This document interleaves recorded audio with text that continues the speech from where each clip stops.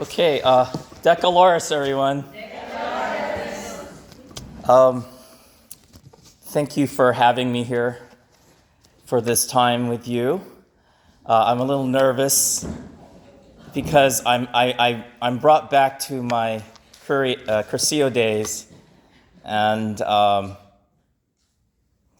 was a very powerful moment for me during the cursillo retreat, and it brings tears to my eyes just thinking about those moments. That's how much it has remained on my heart and has been very transformative for me, very foundational for me. And there was a point during the cursillo retreat where we're in front of all the brothers. I broke down. I cried. It was a very intense moment during my retreat, and it was very real, very, there's nothing. I mean, it was just me. It was just who I was, and I'm reminded of that, and that's why I'm a little nervous, because I'm really humbled to be here with all of you in the cursillo movement. And I thought, just given what Father talked about earlier, one of the things that came to my mind is your story.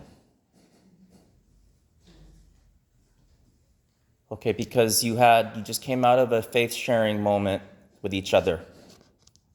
And that's what kept coming to my mind is, your story. You're part of this big story. And so really, I'm actually here to, in a way, talk about you, because all of you here have gone through the cursillo experience. All of you have gone through, the methods of the cursillo. All of you have gone through ultreas, and many of you have served as leaders in cursillo. Some of you may be new. Some of you are still on the journey. Some of us are still, trying to either grow closer to God, or some of us have been serving Him for many, many, many, many years now. And so what I'd like to focus on during this next few minutes that I have with you is your story. And so I think this is important because here in the Diocese of Sacramento this weekend, all the parishes were asked to focus on the anniversary of a dedication of a church. And then, what do you mean by that? So for those of you from outside the diocese, in our specific diocese, we've been around for over 150 years, our diocese. And the cathedral has been around for a very long time, 150 years.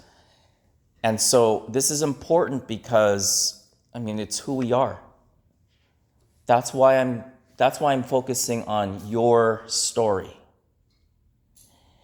And, when we talk about the anniversary of a dedication of a church, what we're looking at is the story of the whole diocese.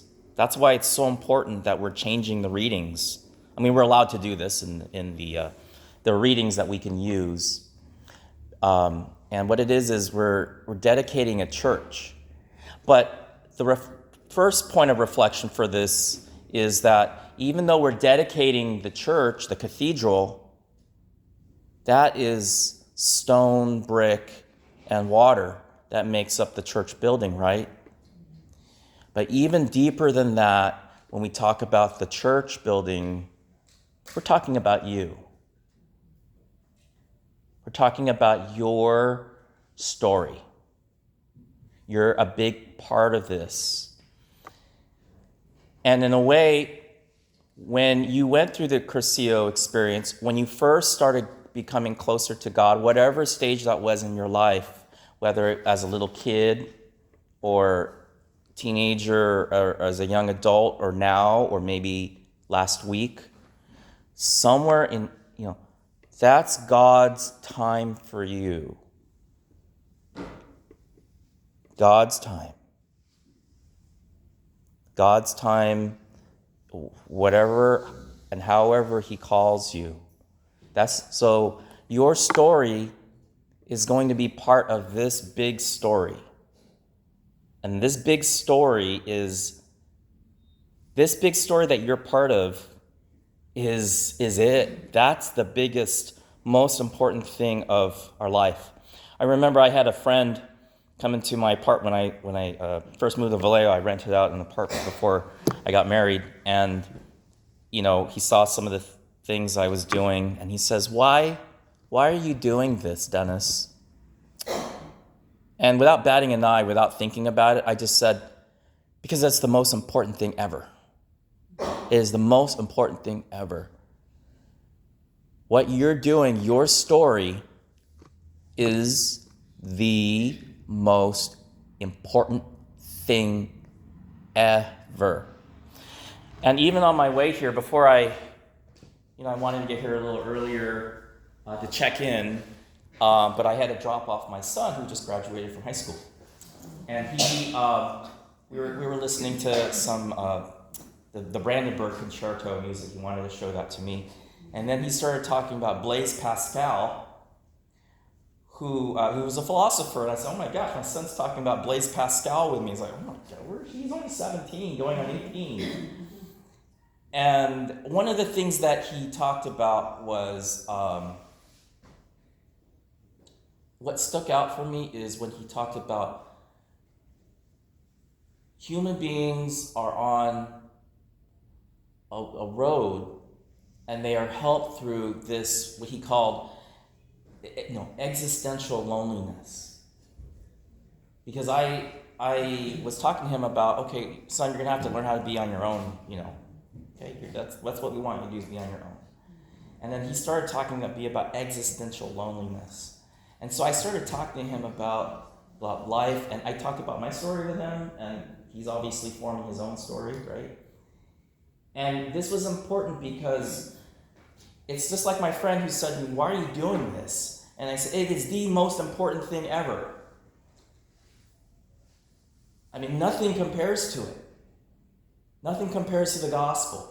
Nothing compares to serving God. Nothing compares to that. Everything else is kind of secondary. And and my son and I we talked about we were passing by the cemetery. I said, "Son, we're all meant to go there. That's our destination. That's the great equalizer." And I said, ultimately Jesus went through that. He went through what it was like to die and feel lonely. And then I said, but in that loneliness, that's when, even though you don't feel God, you may feel farther away from him in that loneliness. But that is when he is the most close to you. Because he's the father of silence. And so it is the most important moment, because everything that all of you do, all of us do as leaders, this is somehow part of that story, that dedication of the church. And even our diocese is part of this bigger story, right? This grand story that's going on. So you and I are part of this, and we all have our role to play. And you're the only one that is able. Only you have a specific mission to fulfill in that. You and I. And only you and I have that mission. No one else is going to fulfill that. And so, this consciousness that I want to share with all of us, or at least reflect on, and offer for a point of reflection, is that we are part of this grand story. But this story is not pretty. It's messy. It gets ugly. There's good in it, but there's gonna be times where it's just terrible. Because even in that terribleness, somehow we are in this story, this grand story, your story. We're all part of this, But somehow it's going to be better than the terribleness. Okay? It's a spiritual story. It's a spiritual story where this loving, merciful, beautiful, incredible, awesome God created the world for whatever reason, he wanted creatures to share his life. And so he created us, and then, there's the tempter came along, and Adam and Eve, our first parents, they messed up. And somehow the whole human race just fell into this terribleness, this existential loneliness, where our story it's warts and all. It's like for all of you who are leaders here, that you're founders of ministries and you do ministries, there's a saying, everything you do, the ups and downs is part of that story of that ministry. So, this grand story that you're all part of is a great spiritual battle that we don't see. We look here, it's very calm here, right? Like, I love how we're at peace. It's quiet. We have a moment of reflection. It's not like an 8-minute, 10-minute homily where I can hear something on a Sunday Mass. We're here at a recollection where we can reflect on the whole day and go deeper into our conversion.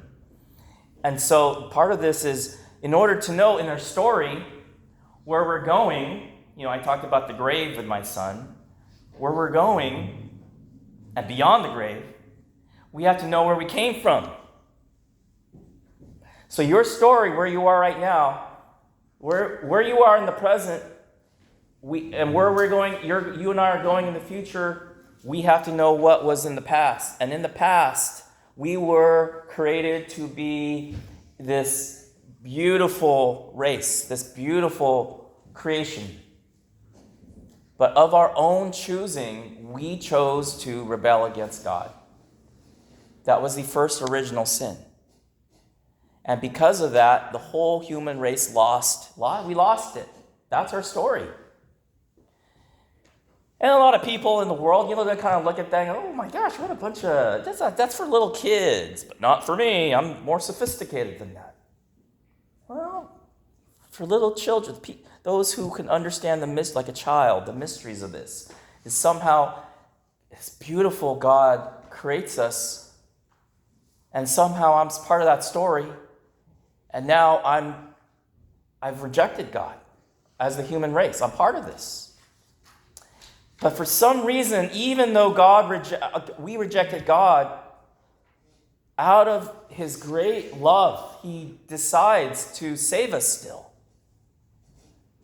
And God doesn't even do this with the angels. It's not like Lucifer, the big bad serpent, said, oh, I'm sorry, God. He does this with the human race for some reason. Because why? You feel sorry for us? Why? Because we're weak creatures? Why did you decide to save us? And so he makes a promise in the Old Testament to say, I'm going to save you. I'm going to send you my son. And not only that, I'm going to be my creation. I'm going to become flesh. I'm going to be one of you.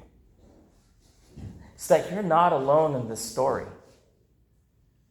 You're not alone. But it's not this existential loneliness where you're just by yourself, doing this by yourself. Why doesn't anybody else care? It's no, I'm going to be part of my creation. I'm going to go through everything that they did, everything they've gone through, every thought, every hurt, every drama. I've already gone through all of that, except sin. And so this story is God eventually prepares his people. He creates his laws, Israel. He creates Israel. He gives us his law, the prophets. And then Jesus becomes one of us, right? That's our story. And then for the past 2,000 years, he gives us the church. And now here we are in Vallejo, California, on this day, June 24, 2023, listening to this story. Because what does this story have to do with you? Now, some of us might say, I'm just one person. I'm destined for... Some of us might think, why bother? Well, this is where the deeper conversion comes in. This is what I love about cursillo. Because cursillo is meant to sustain you on this journey so that it's not existential loneliness. You have your sisters and your brothers with you. And so your story. So think about now your own journey when you started getting more involved with God. Think about your conversations at your table. Think about what Father Fred talked about. He has a story. So in your story, somehow God moved you. And yes, you might say in a very real way, like, well, no, I was the one that got up to go to church, and then I started going to Mass more, or somebody invited me to church or a retreat or to serve even more. But deeper than that, somehow you're responding to a call from God to fix this.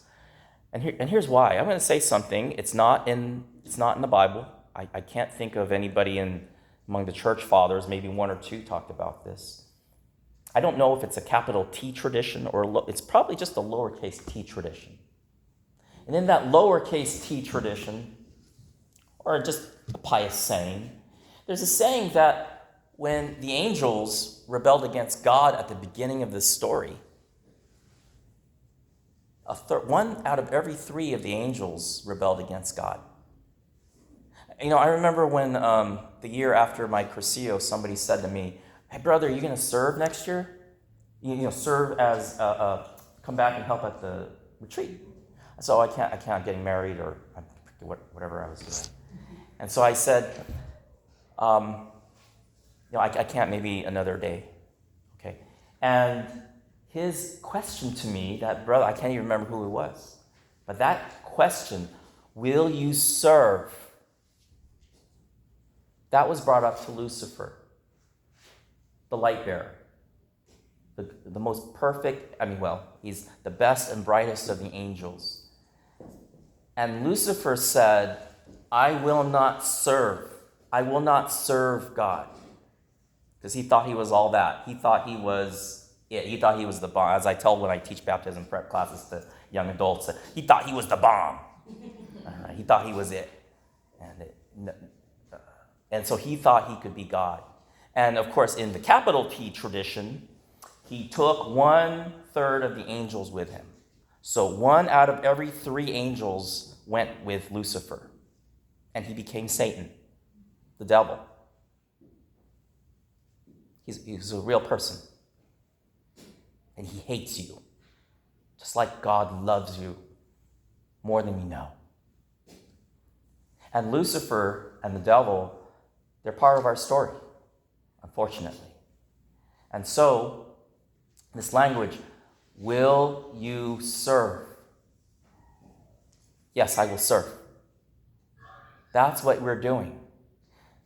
And what I'm getting at here is the lowercase t tradition, and that the 1/3 of the angels that fell away from God, there's a pious tradition, a legend, a saying, that the human race is meant to fulfill those lost angels.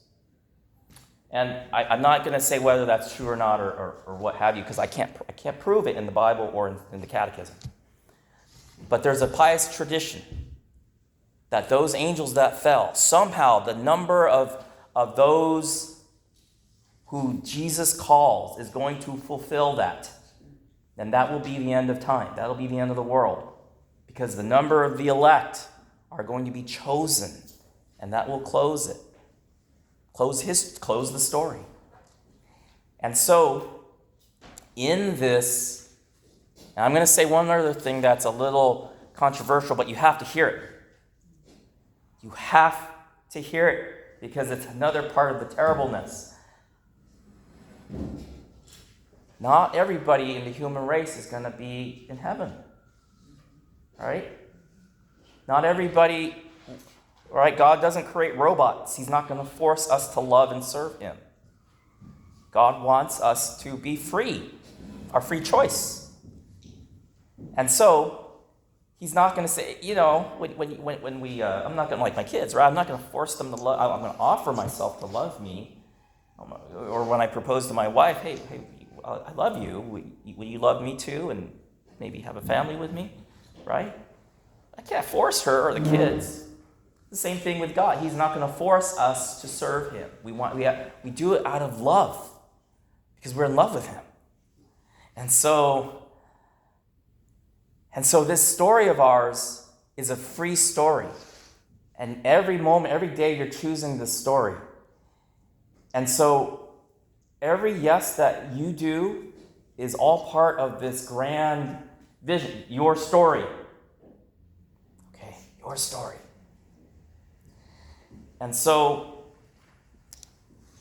the part that's difficult to say or hear is that according to the church fathers, according to a majority, the church fathers are the ones that were at the beginning of the church, and they're the closest to the apostles, and they heard things, like St. Augustine or St. Justin Martyr or some of these church fathers. And according to the church fathers, the majority of the human race is not destined to go to heaven.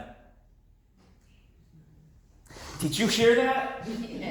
The majority of the human... I don't get that. I look around Vallejo. There's 120,000, whatever, 100,000. You mean to tell out of the human race, half of them are not meant to go to heaven? They're not destined? According to the church fathers? Huh? That's freaky. I don't get that. And I look, because there are a lot of good people. Actually, part of my deacon ministry is I've been a police chaplain for going on my third year now. And I will say there's a lot of ugly, a lot of evil, a lot of bad things people do, and some of that's shielded from the public for good reason. It's gross. It's terrible, especially the kids. There's a lot of evil. And so all that, to say like half the world, I don't get that. How can a good, loving God not save the other half of that? So if 1/3 of the angels, I'm going to hear it for you mathematicians here, math teachers, 1 out of 3 that rebelled against God, right? That's 33%. That's the angels. We're not angels. We're humans. You mean to tell me out of that, the human race, that because the majority, most, is 50% plus 1, right? Okay. That's in the church fathers.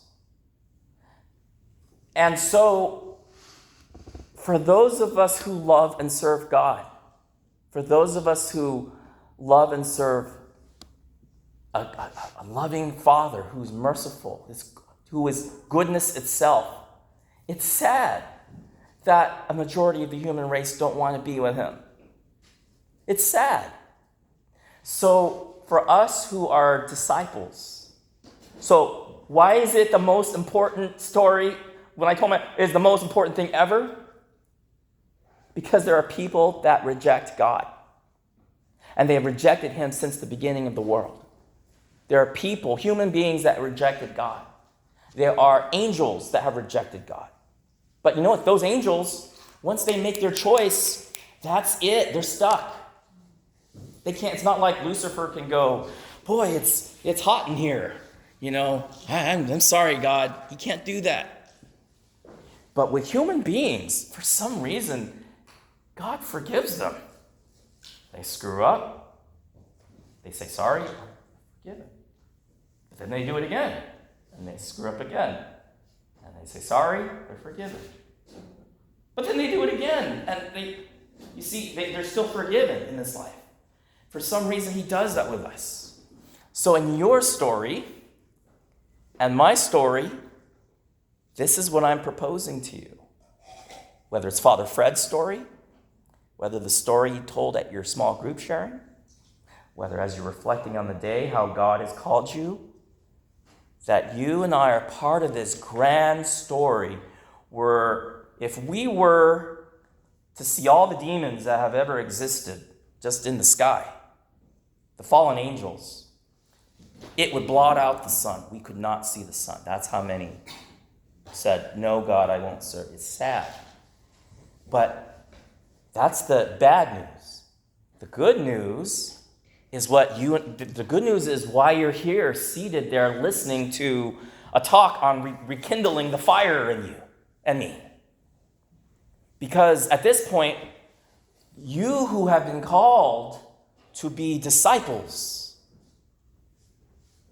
you who have been called to, throughout your life of ups and downs and sin and grace, sin and virtue, in his mercy, some reason he called you. Now here you are, following him. Okay?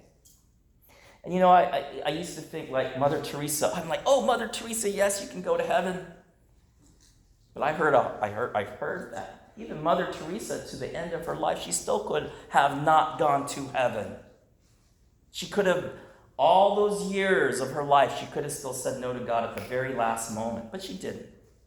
She didn't.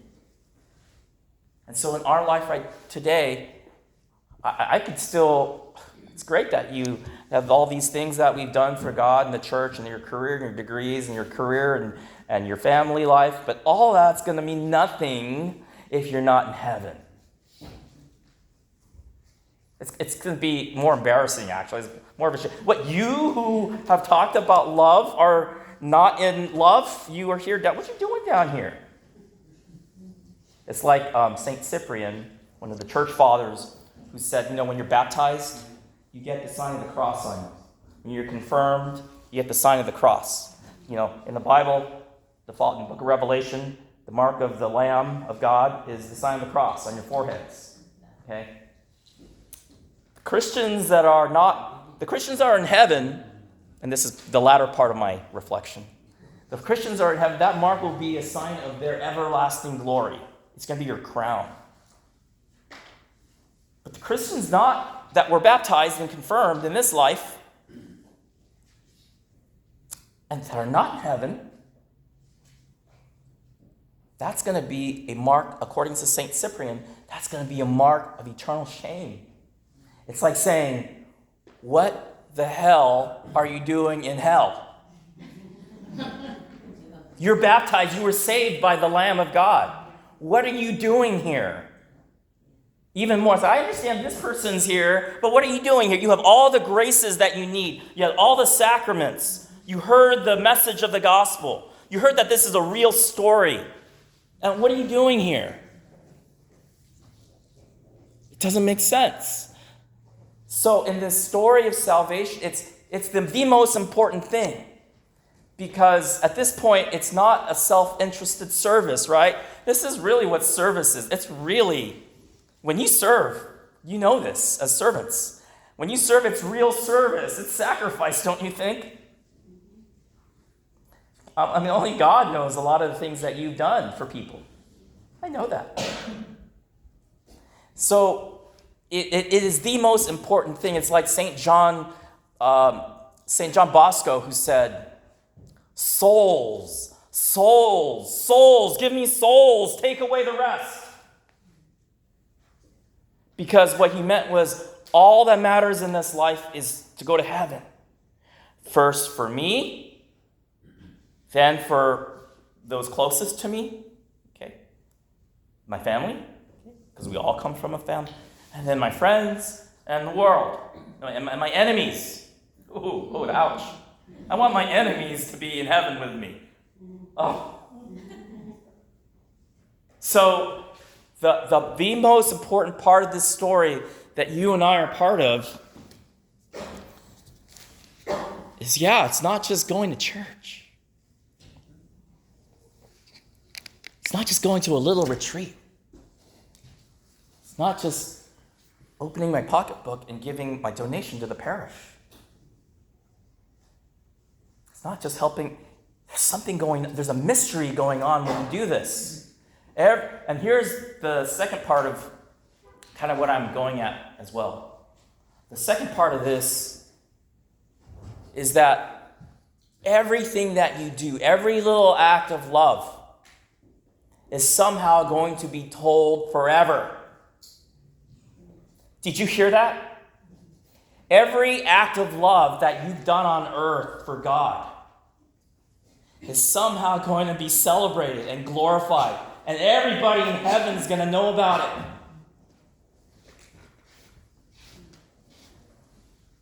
So right now, you're sitting there thinking, just a few seconds. Yeah, I want to help souls go to heaven. In those few seconds right now, at this moment, somehow that's part of your story. I mean, we do this right on our social media pages, right? Instagram. Wow, that's a great moment that I'm taking. My Facebook page, I want to show the world this picture and this video. Twitter, I'm posting this, and YouTube. I want to show the whole world that this is some of the most important parts of my life. In heaven, ultimately, it's going to be magnified by, think of the biggest number you can think of, and multiply that by the biggest number that you can think of. And that is only a piece of how that little act of love that you did is going to be known for all eternity. Right? Because eye hasn't seen, ear has not heard what God has prepared for those who love him. So, when you and I are brought to this, and by the way, all the messy parts, the ugly parts of that's all going to be purified. It's all going to be purified and washed because the blood of the Lamb washes that away. So, your story.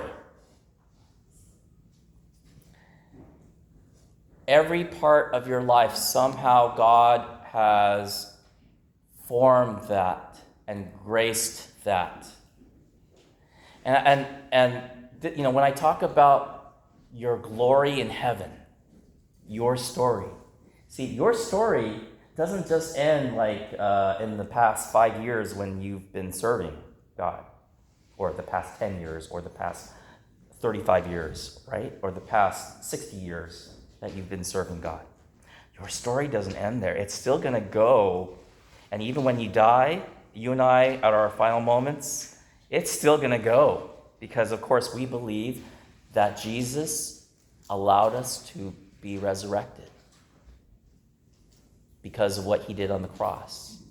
Jesus could have lived 33 more years doing miracles and teaching people and loving the children and his smiles and his counsels and his words. Those 33 years cannot do what he did on the cross. So the cross allowed us, when he died on that cross, that allowed this ugly part of this story to now, we got to do our part. So we're going to need to do our part with this story. So in this story, some people are going to say, meh, that's boring. I got to go to church for an hour. I just give a little bit extra time in my parish or cursillo. Right? And, this is where the disciple is really apostolic. And so all those times people have accepted your invitations in your ministry, celebrate them. And even all those times people just didn't respond to what you're doing, your ministry, embrace that. Because our job is to simply offer. Our job is to be the messenger. Our job is to just say, this is what we have. Come and see. Come and see. Would you like to come and join a retreat for 3 days? Just And then you'll get people that'll say, no, it's okay. You might say, well, gosh, it's embarrassing that they said no and all that. But that's all compared to the most important thing is the gospel. The most important thing is the gospel. Okay. All those rejections are not going to matter. Because Jesus already went through that. So, yeah. Now, in this life of discipleship, it's not going to be pretty, right? So you and I might reflect on this and say, yeah, it's the most important part of the story because I don't want my family and friends separated from me forever. I don't want them to if that's true, if it's true that a majority of the human race is not meant to be in heaven. That by the way, that really baffles my mind. I cannot grasp my head around. I was talking to a bishop about hell, and he said to me, because we were talking about bishops in hell. And he said, the pains of hell are unbearable. I don't want that for human people. It's hard already to hold your hand over a little match, right, for a birthday cake. Or to see human beings suffer. I don't want that. Do you? Because if it's one thing when I am saved myself, or it's one thing when I'm trying to serve God. Yes, I have my sins and my failures, right? It's one thing if I'm trying to serve God, but if this is a real spiritual war, if that's true, and I know that's strong language, but like I said, when I was doing my cursillo, it was real. It was real. It was me and my tears and blood and sweat at that moment at that retreat. It was real. So if this war, this spiritual war, is real, evil and goodness at odds, this is the invitation. Let's all be part of the good. Let's all be part of the good to fight against this evil, so that our task is for us who, talking about God is normal for you and me, isn't it? Well, most of us at least, right? You talk to somebody, probably in your own family life, with your extended family, when you go to family events and functions, or maybe your kids or grandkids or your nieces and nephews, you are the only living Bible on legs for them. Isn't that true? You go to a funeral, you're the only one that is the religious person. You're the priest, because nobody else is talking about God with them. So for you and I, it's easy to talk, oh yeah, thank you, God. Or, oh, you want to come to church? Do you want to come to Mass with me? Do you want to serve? It's easy for us to talk about God, right? But for the majority of our family members, even those that are hardcore, those of us that are even Sunday Mass going Catholics, it's hard for them to talk about God. Do you agree with that? For most Sunday Mass Catholics, yeah. If you can say, well, I'm talking about majority of them, at least in my experience. And so for us who have this vocation, you're called here to be here today in your life, serving in the church. You're called. You have a special call. There's some grace is working in your story. Okay, and so why is it that in my life, why does God allow certain things? Okay, that's actually I don't want to go down that route, because in this story, why is it the most important thing ever? Like I told my friend. Because when I go to a family or a friend member who does not know how to talk about God, or it's difficult for them to talk about, you are really blessed that you are able to talk about God. Excuse me. You're really blessed that you can talk about Him. That it just flows. It's like oxygen for you. It's second nature for you to talk about God. God, God, God, God, God. That's because that there's some grace that's operative in you. But for those out there that don't have that, you're it. That's it. That's the only thing. Like sometimes it's only 30 seconds. That's all they're gonna get for that month is you for 30 seconds.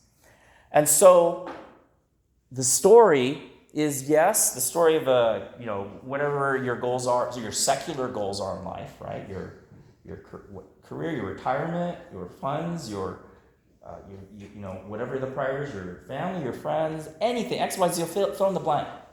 All that story, all of that story includes God in it, doesn't it? And I'd like for us to reflect on this because sometimes I take this for granted. And I'm inviting you, don't take this for granted that you're sitting here. You're able to go to Mass. You're able to hear about God. Let's not take it for granted in this story. So, what am I getting at with that? The ones that can't talk about God or have any inkling of God, or they only think about God when it's time, there's a funeral, or there's a tragedy or something, right? Or 9/11 happened, or something, where that's their moment to think about God. They're open to it now.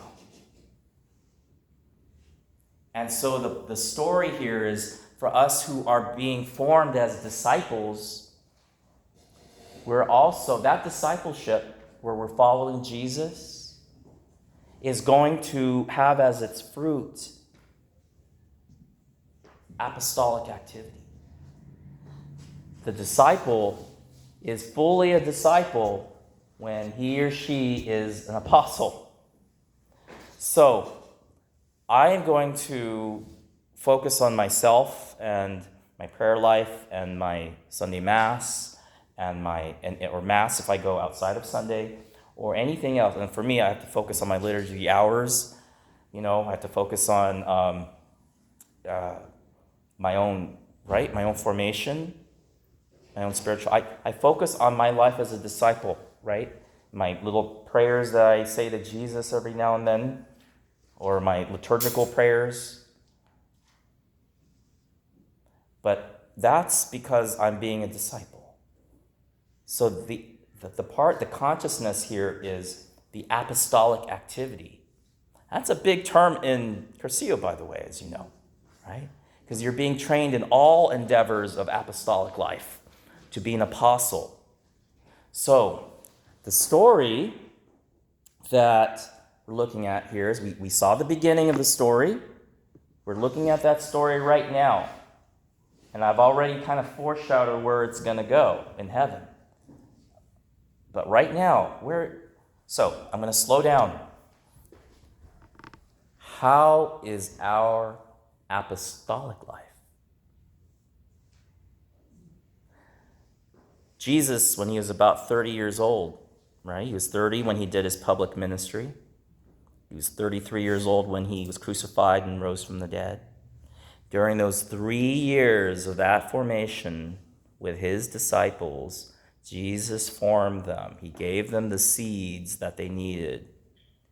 He gave them the necessary teachings that they needed. Because those disciples, you, me, are part of that 12. And so now they are going to be formed for that brief period of time. We cannot give what we do not have. Cannot give what we do not have. So the 12 disciples, the 12 apostles, needed the formation. And so after that, after Jesus was crucified, died, and rose from the dead, their story is one of apostolic activity. They're going to be apostles now. And so, this is the part where, like I said, I'm slowing down. Because if it's true that there is a spiritual war, and if it's true that people are not going to heaven, if it's true there are people, especially today in the world, The world has got, I'm sorry, you might have your own view of the world, but my personal opinion, the world's gotten worse. We're going to need God all the more. We're going to need the faith all the more. And so, if all that is true, what is my role in that? I mean, don't we do this like, if there's something, we see something terrible happening, some of us are going to want to do something about it, right? However small or huge in that. And so as apostles now, the big term is, the term that I've seen is missionary disciples. They're disciples, but they're also missionaries. Our apostolic activity is now engaged in saving the world. And the point of reflection for this is that we might say, well, Jesus is the one that saved the world, okay? Yes, it's true. He is the one that opened up the gates of heaven. Nobody else, none of the other world religion founders is able to open up. Here's my other controversial point that I wanted to express in evangelization. In evangelization, nobody else is able to open the door. Or as it's written in the book of Revelation, only the Lamb was able to break open the seal. So the Lamb, not Buddha, or not even Socrates, not Moses, not Zoroastrianism or the New Age movement, not even Mohammed. Nobody else is able to open the seal. That means nobody else is able to save the human race. Okay? And so that's an important part in evangelization. And so as apostles, our work is not simply just talking to people. Okay, it's not like, hi, how are you, sir? I'm a murderer. And one of the things I did as a police chaplain, I had a meeting here in the community, and one of the people, I was facilitating the meeting, and we had a second-degree murderer who was released from prison, and he was trying to reform his life. And I said, okay, so he's trying to be better, and he did his time for society, and now he is trying to make society better by founding a boys' club or something. And so if somebody does something bad like a murderer, then the call is for conversion. I'm not going to just say, oh, okay, Joe, you killed 100 people. Have a nice day, right? Okay. There's going to be a call to conversion. Hey, Joe, you really shouldn't be doing that, right? Have you heard about the parable of the prodigal son? Let me talk to you here, Joe. I'm going to draw them into a conversion, right? So this is the definition I want to get at with evangelization. Because there's a difference between evangelization and catechesis. There's a difference between bringing somebody else, talking about God, and listening to God in catechism. As important as catechism and faith formation is, what's even higher than that is evangelization. And so these are part of the heart of our story as apostles. Whereas the evangelization it's a simple, I'm going to make it simple. It's proclaiming Jesus. Okay, evangelization is talking about Jesus. And this is huge because in cursillo, that's our charism, is evangelization. It's talking about God. We can say we share God. That'll work too. We talk about God. We're reflecting on God. But there has to be some degree of invitation in evangelization. Okay, so I am going to call someone to conversion. Okay, now, interestingly, So think this. When we say evangelize, it's like that cursillo member who said to me, "Brother, you're going to serve." He was calling me to evangelize. He was evangelizing me. He wasn't forming me. He wasn't trying to make me oh, did you know this about the catechism and all that? He wasn't doing that. He was not catechizing me. He was evangelizing me. He was inviting me. So part of our method isn't just forming, which we're doing right now. We're doing formation right now. But part of what I'm doing as well is a continual evangelization, right? That's the purpose of the Ultrea, by the way, is continual conversion. You've experienced conversion at your retreat, your 3-day retreat. Now we're going to draw it even deeper. Just go deeper. I like to think of it like an iceberg. Can I use this here? Yes. This image? I mean, we're all familiar with the Titanic story, right? Where it hit an iceberg. I mean, the sub, God rest their souls and bring justice to anything, if there was any wrongdoing to this. But the little mini sub that went down to look at the Titanic, there was a sub that 5 people went on, excuse me, and they died. So they were going down to see the Titanic. So this is the iceberg. And did you know that in an iceberg, here's the water, here's the Pacific Ocean. Did you know that in the, there are no icebergs in the Pacific, unless they're in Alaska, right? Let's just go with the Atlantic Ocean, right? And there's the little ship. Here's the little ship, the Titanic. That ship is going to hit that iceberg, but guess what? That iceberg, you only see the tip of the iceberg. Did you know that? Underneath the iceberg is a bigger piece of ice that's going to kill the ship. This right here is evangelization. It is the first proclamation of the apostles. And you and I are continuing the first proclamation of the apostles. Don't say to yourself, "Oh, I'm not a priest. I'm not one of the 12 apostles." You're part of this 12 apostles.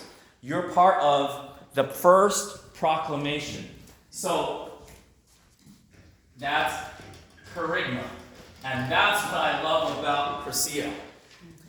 It's about proclaiming God through his son Jesus, who died for me, to save me. And so when we evangelize people, we are sharing. So right now, this is not evangelization. I'm not evangelizing you. Okay? So that is the beginning of our discipleship. This is the bigger task of the formation. That's where you catechize. It was catechesis. Okay? That's where you form them. So, for example, we are focused on the world that doesn't believe in God. Yes? The world does not believe in. Most of the world does not serve God. Okay? Most of the world does not believe in God. Or his son Jesus. Okay? I'm sorry. So, our role is the church exists for evangelization. And when Pope Paul VI met with the cursillo movement, when he was Pope, one of the things that Pope Paul VI said was bring the cursillo, bring the Second Vatican Council in the cursillo movement. This is one way to do that. Because what we're doing is we're focusing on not just forming adults. It is the most important thing because we're proclaiming what Jesus did on the cross.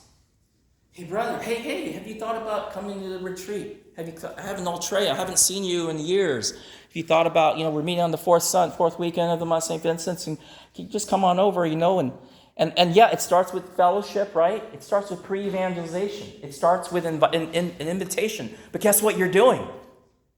In your personal story, in your ministry story, or your church story, all of it has one common theme. You're evangelizing. You're inviting. You're saying, because at Altrea and the retreats and our methods, what we're drawing them deeper and, hey, get more involved. It's not just coming to Mass on Sunday. Sunday Mass is just the bare minimum. So what we're doing is we're calling those that maybe have not gone to church and say, hey, check it out. Check out what we have. But we can't do this in a 10-minute homily. Yes, that's really where the preaching of the apostles need to take place. But the formation it's an extension of that. The Word of God is the extension of the preaching of the apostles. So what you and I are doing is we are proclaiming this first movement. And then once they are baptized, initiated as disciples, then we catechize them. Then we sit down and say things like, there are 7 sacraments. There are 10 commandments. There's the creed. Then we start talking about discipleship. Come and reflect on your life. Come and reflect on your story. How is this relevant for you? Okay. So this is the part where the depth of the ocean for us is going, for the church, is we exist for proclaiming Jesus. And when I say that, like I said, now here's the other thing.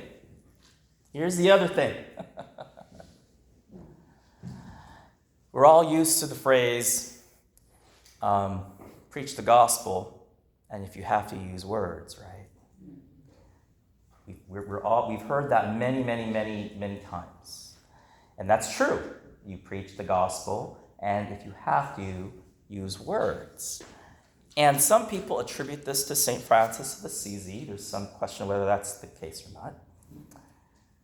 But what is that statement? What I'm going to do is ask, what is that statement trying to convey? And how's that related to this? Okay, so watch this. So, preach the gospel, and if you have to use words, what's that implying? Your actions, right? Okay. I'm just very, very briefly going to challenge this. Because what evangelization is using words. Okay. So a smile, for example, one might say, like one time my wife and I, when we were first married, newly married, or the kids were with whoever, and it was just us, and I'd say, honey, we were walking around wherever, Walmart or the store, hey, let's go evangelize. And so I said, okay, so you know what she'd do? She'd take my hand, and we'd walk around the store. And because we were just like newlyweds, right? We were evangelizing. Right? And in a certain sense, we were proclaiming the good news about marriage. Okay? The good news of joy and Christian life, right? So one can say we're evangelizing. On the other hand, it's not strictly evangelizing. Because Tovian and I, we weren't like standing by the street corner saying, have you heard about Jesus? Or I'd like to invite you to St. Catherine's. Or maybe the greeter at Walmart, I might say, oh, hey, like I know some of them from going in and hey, John, have you been to St. Catherine's lately? Oh, yeah, I haven't been to Mass in a while. Oh, okay, well, you're always welcome back now. We have Mass online. Well, we have the Mass online. You can check that out, or you can come on in, and you're always welcome. All right, so I just made an act of, I use my words. Okay. So I'm talking about God with him. I mean, I don't use the word God, but now I'm inviting him, okay, because I'm being an apostle at that moment. I'm being one of the 12. I'm being sent. So now, John's going to see John the next day, next month or whatever. Hey, John, how's it going? All right. So I see him. I smile. My smile, I might think, I'm going to evangelize John. I'm going to smile. Now, really, my smile is an act of evangelization, but properly speaking under this, it's pre-evangelization. I'm prepping John. Okay? And I'm not saying I'm trying to be sneaky here with Jesus, right? What I'm doing is, no, I want to smile, be courteous, but I haven't really, if I just not talk about St. Catherine's at all that day, and I'd say, you know what, it's not the right time to talk about God or invite them yet. It's not the right time. Right message, but wrong time. I'm going to do an act of pre-evangelism. Hey, John, how's it going? Okay, good to see you. Yeah, here's my kids. I'll just talk about my kids and my family, right? Or I'll talk about the 49ers and maybe the last Giants game or something. And John's going to... But really, when I talk about the 49ers or the Giants game or my kids, I'm not evangelizing him. It's an act of pre-evangelism. I'm preparing him to receive the gospel. Because then... like I said, then I see him back, because as disciples, apostles, if all those souls are lost, every moment, I'm going to do something about that. My time, my money, and my energy, right? Those are the three big things. You're a good steward of your time, money, energy.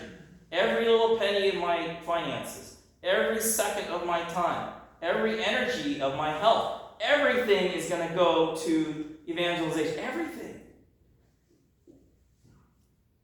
And so, that moment, I'm going to say, John, maybe it's time. Now I'm going to, John, oh, by the way, you're invited to come to Mass. We'll hope to see you at St. Catherine's. Boom.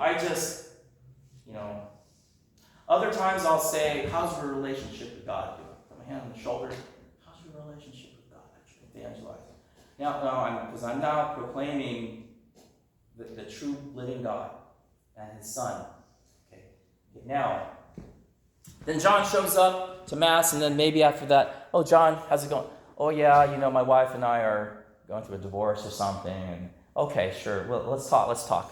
So maybe I'll talk about, so what does the Catholic Church teach about blah, blah, blah? That's when I go deeper, right? So I'm not going to start off with that divorce, the divorce teaching right now. I'm going to talk about, let's keep it very generic, right? Very general, very broad. All I'm going to do right now is just be the apostle. And then I'm going to bring it down. So, in our story when Pope Paul VI had the, I think it was called the cursillo recollection in the Vatican, or the cursillo ultreo, I'm not sure. It was like an ultreo meeting in the Vatican. Pope Paul VI invited cursillo to reflect upon the Second Vatican Council. And this is what the Second Vatican Council did. It put an emphasis on the lay faithful, okay? Our baptismal role. That it's not just Father doing it. It's because of our baptism. That's why we're doing it. That's our story. And I want to let's keep that fire kindled under you, because think about this. When you and I, we've all had moments of love in our life, haven't we? We've all loved. We're human beings. We've loved people. When we are in love with someone. Now, we've loved people, and we've also been in love.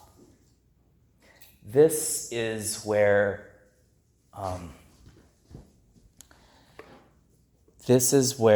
at this point, where our first time that we fell in love with God is rekindled.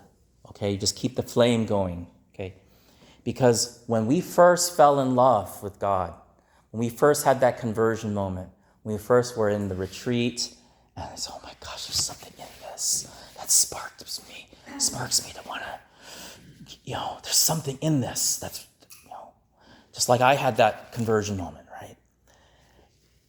When I fell in love, like with God and the church, when I started getting involved with Mass more, somehow I got involved with He whom my soul has loved, and so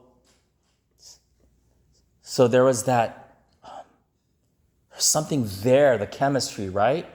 You know what I'm talking about. There's like a chemistry there that I had when I first fell in love with the faith. like, wow, God, there's something about Jesus that, I, you know, I give my life to him. I remember when back in 1987, it was a blasphemous movie that came out. It was I can't remember the title, but it was about Jesus and Mary Magdalene, right? And this was when I was starting to get involved with the church more. And I remember seeing Jesus, like, I don't want to say it even. There were things